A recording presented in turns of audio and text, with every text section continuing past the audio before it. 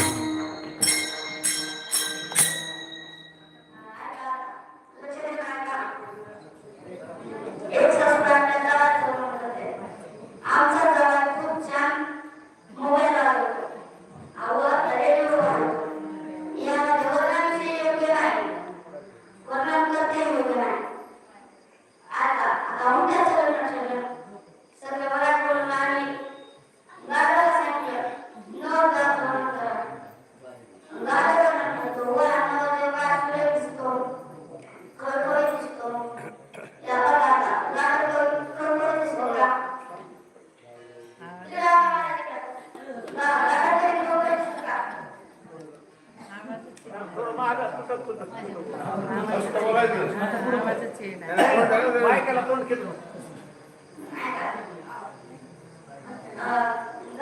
गाडीवर नाव डेकोरेशन कर. विठाला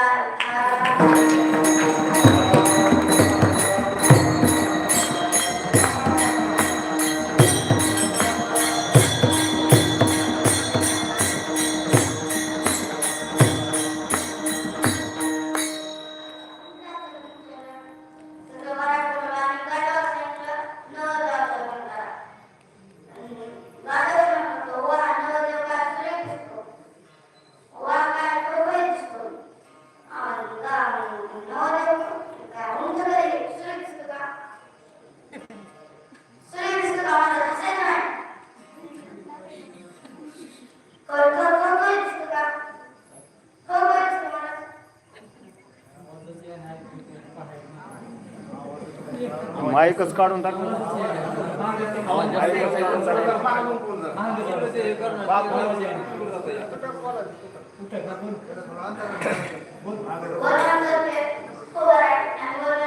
दुसरं लावा माईक माईक दुसरं लावा माईक ते महादू कसलं माईक लावा बिगर माईक चल द्या बरं.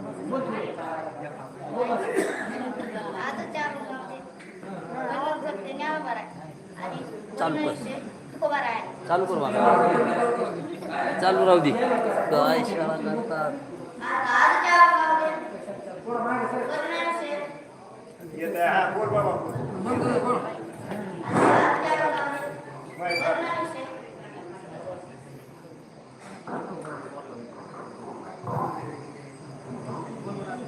बोला माईक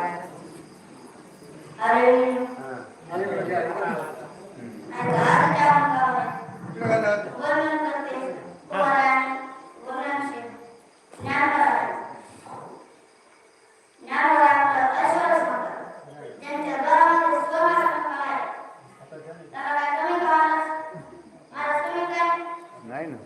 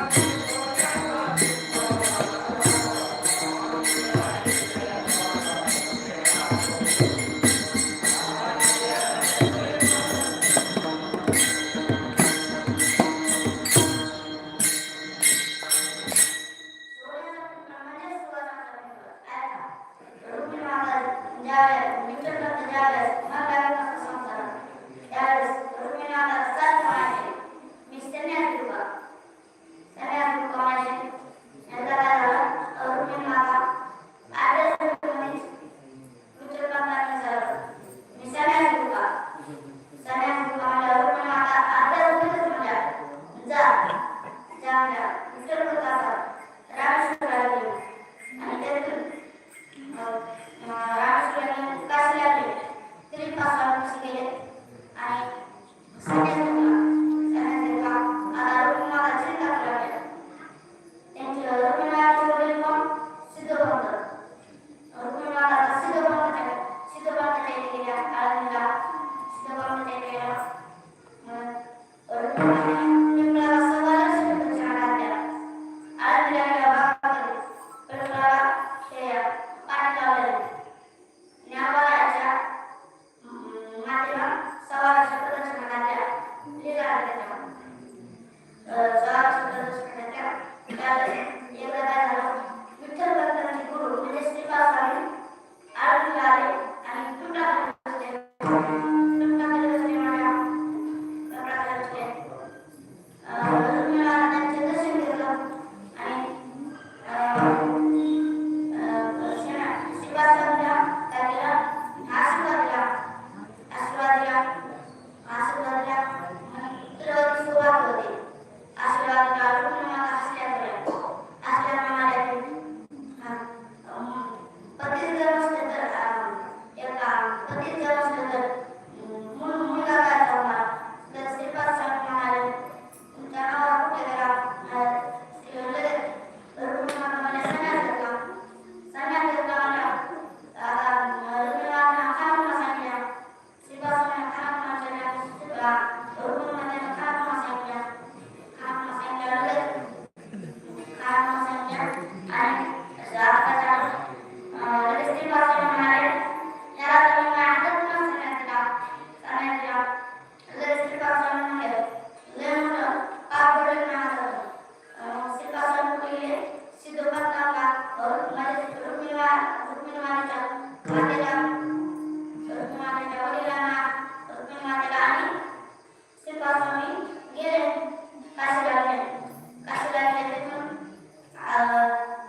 रुक्मिणीमातेला आणि सिद्धोपंतांना बाहेर थांबवलं आणि मध्ये गेले श्रीपाद स्वामी मध्ये गेले आणि विचारलं विठ्ठलपंताला विचारलं कोण होते खरं सांगा कोण होते खरं सांग खरं सांगणार विठ्ठलपंत गेले ना विठ्ठलपंत गेले आणि विठ्ठलपंत म्हणजे मग आता तुम्ही सत्याग करून आलो तुम्ही सत्याग करून आलो डबल लगेच रुक्मिणीमातेला आणि सिद्धोपंताला म्हणलं रुक्मिणीमातेला सिद्धोपंताला म्हणलं आणि डबल पाणी फिरत सांगितलं पाणी फिरत गेलं आणि आता संसारामध्ये आले विठ्ठलपंत रुक्मिणीमाते संसारामध्ये आले तेव्हा चार मुलं झाले त्याला नाव ठेवलं पहिल्याचं निवलं की ज्ञान ठेव सोपान मुक्तार नाव ठेवले 4 नाव ठेवले चार नाव ठेवले म्हणलं आता त्यांची मुलं लहानाची मोठी झाली लहानाची मोठी झाली आता मोठी झाली मुलाला धार्मिक माणसं धार्मिक माणसं म्हणायचे संन्यासाची मुलं आले संन्यासाची मुलं आले संन्यासाची मुलं आले म्हणल्यावर लोक असायचे आणि चिडवायचे करायचे. आता एक दिवस काय झालं विठ्ठलपंत आणि रुक्मिणीपंत आणि रुक्मिणीमाता म्हणाल्या आपण जे दुःख भोगतोय ते आपल्या मुलाच्या पद्धतीने आपल्याला पाहिजे. त्यामुळे त्यांना काय केलं ब्रह्मसंगत केले आणि तिथून विचारलं आमचे दुःख भोगतो आम्ही आमच्या मुलाच्या पद्धतीने कळलं नाही पाहिजे त्यामुळे आम्हाला उपाय सांगा त्याने उपाय सांगितला म्हणे तुम्ही ध्यान करायचं त्यामुळे दुपारी सगळे काढायला आणि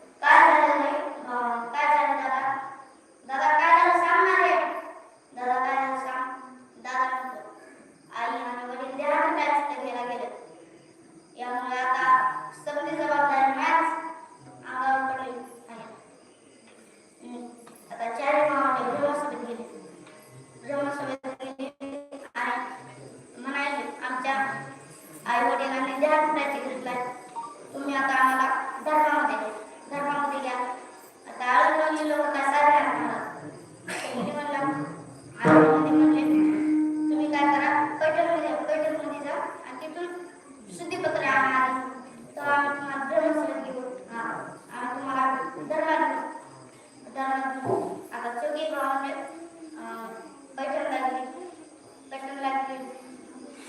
पैठणमध्ये गेलं तर एक ना डॉक्टर ब्राह्मण असतात अनेक ब्राह्मण होते आणि त्या ब्राह्मणांमध्ये आम्हाला शुद्धीपत्र द्या शुद्धीपत्र द्या त्यांना शुद्धीपत्र ब्राह्मणांना शुद्धीपत्र ब्राह्मण वाचतो एक ब्राह्मण वाचतो म्हणून की संन्यासाची मुलं आहेत त्यांना जर नाही घेतलं पाहिजे एक ब्राह्मणाला लगेच त्यांच्या नावावरून टिंगल काढायला लागले तुझं नाव काय निवृत्ती तुझं नाव काय निवृत्त ज्ञानदेव पहिल्या म्हणले तू तर निवृत्त आहेस ना इथं काय आलास सांगायचं मुलगा म्हणून इथं काय आलास ज्ञानदेवाची पण टिंगल काढायला ज्ञानभराची टिंगल काढायला म्हणाले तू तर ज्ञानाचं काय ना इथं काय आलास शुद्धीपत्र घ्यायला जा तिथं जाऊन करू काय तिकडे जाऊन करू म्हटलं लगेच गेलं आता सोपा म्हटलं तुझं मला सोपं आहे ना इकडे काय आलास तिकडेच म्हणायचं मुक्ताय आलाय चिमुकल्या मुक्ताय आल्या मुक्ताय म्हणले तर तू तर मुक्तीच ना इथं काय आला शुद्धीपत्र घ्यायला जा तिकडे चार म्हणलं लगेच ब्राह्मण बोलला काय त्यावेळेस ज्ञानभरा म्हणले आम्ही आमच्या नावाप्रमाणेच आहोत त्यावेळेस एक ब्राह्मण म्हणला की रेड्याला म्हणून आजच्या गाव घातले आणि म्हणाले बघा ज्ञानदेवाच्या पाठी उठलेलं का पाठी उठलेल्या लगेच ब्राह्मण म्हणले यांचे वडील खूप शिकून आले देवधर्म केलं आणि जादूने शिकून आले त्यामुळे ह्याला पण एक असून ती जादूचं नाव लगेच एक ब्राह्मणाला यांच्या रेड्याच्या नाकातून वेद बोलून दाखवा रेड्याच्या नाकातून वेद बोलून दाखवा म्हटल्यावर ज्ञानभराने ऋग्वेद बोलला रेड्या मोठी वेद बोलला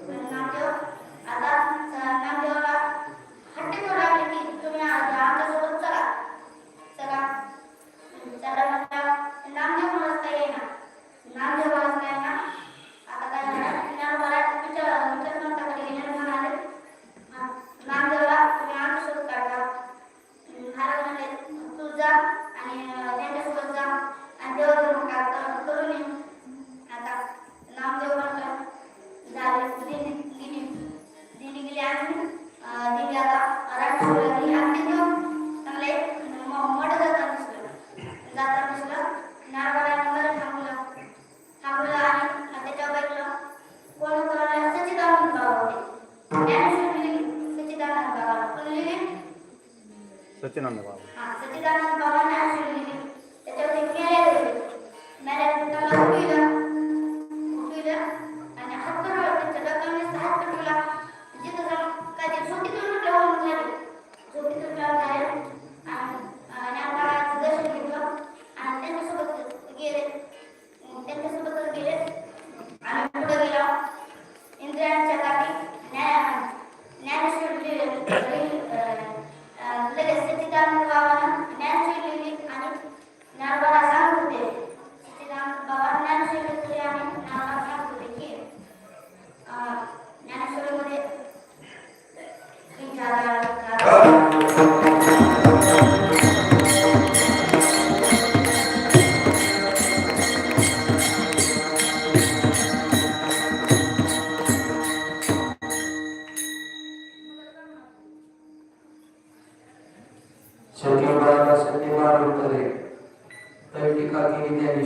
सच्चिदानंद बाबा ने लेकर झाला.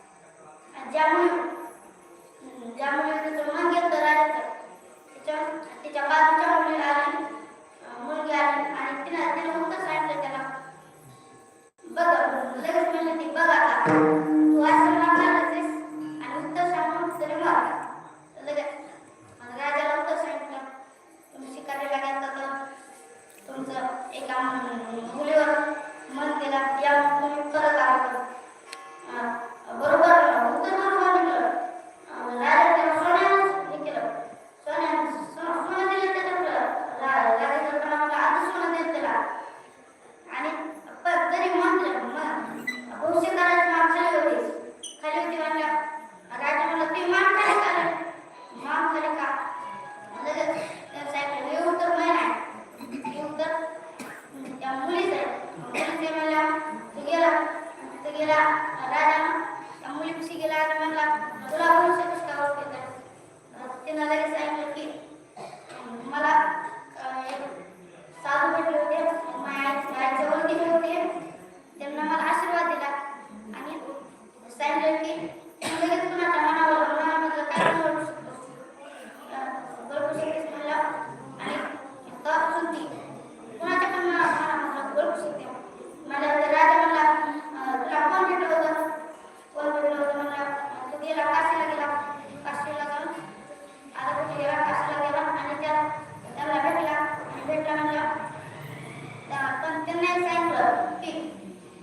1 वर्षानंतर तुम्हाला एक जप करावं लागेल की निवृत्तीने आपल्याला स्वतः कवा एक लाख नामदेव करा.